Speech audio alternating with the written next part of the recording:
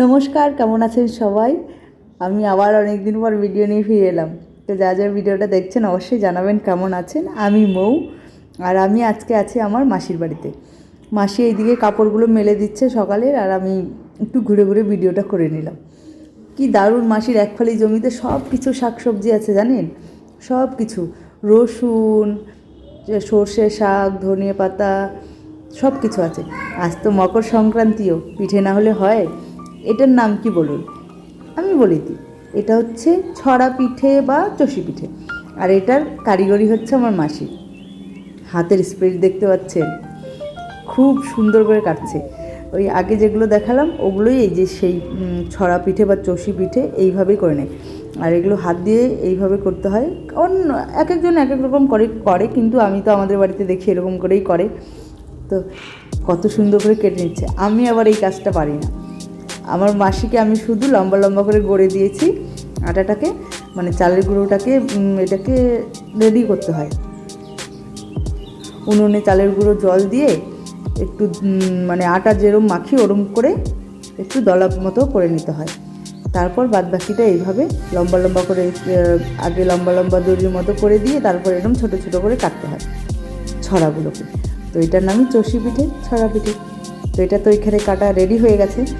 দেখায় আপনাদের কি সুন্দর করে কেটেছে জানেন, মানে দেখেই আর মানে নিজেকে সামলানো যাচ্ছিল না, এত সুন্দর সুন্দর হয়েই ছিল পিঠেটা জানেন। খুব সুন্দর করে রান্না করেছিলাম মাসি।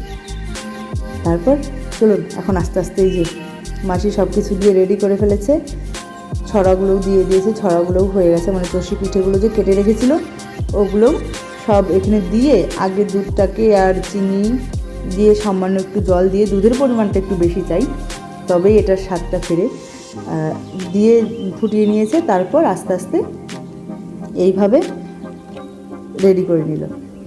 তারপর ছড়াগুলো দিয়ে দিল, দুধটা ফুটে একদম ফুটে ঘন, মানে কিচ্ছু না, শুধু ছড়াগুলো দিয়ে, মানে চষির পিঠেগুলো যে কেটে রাখা ছিল ওগুলো দিয়ে অল্প একটু ফুটিয়ে নিলেই ওগুলো ফুটে যায়। তো দেখতেই পেরেছেন কত ছোট ছোট, কত সরু সরু করে কাটা।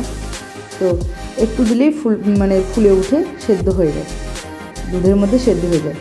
তারপর গুড় দিয়ে শেষ মুহূর্তে, একদম শেষ মুহূর্তে গুড় দিয়ে নামিয়ে নেওয়া হলো। আর এটার জন্য শ্রেষ্ঠ হচ্ছে উনুন, সমস্ত পিঠের জন্যই শ্রেষ্ঠ হচ্ছে উনুন। উনুনের পিঠের রান্নার স্বাদটাই আলাদা।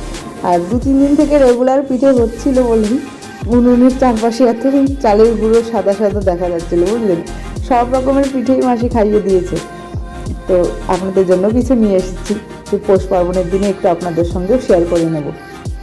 মাসি এগুলোকে আলাদা আলাদা করে বেড়ে রাখছে, নইলে তো সব একসঙ্গে গরমে না একদম দলিয়ে যাবে, তাই আলাদা আলাদা করে বেড়ে রাখছে।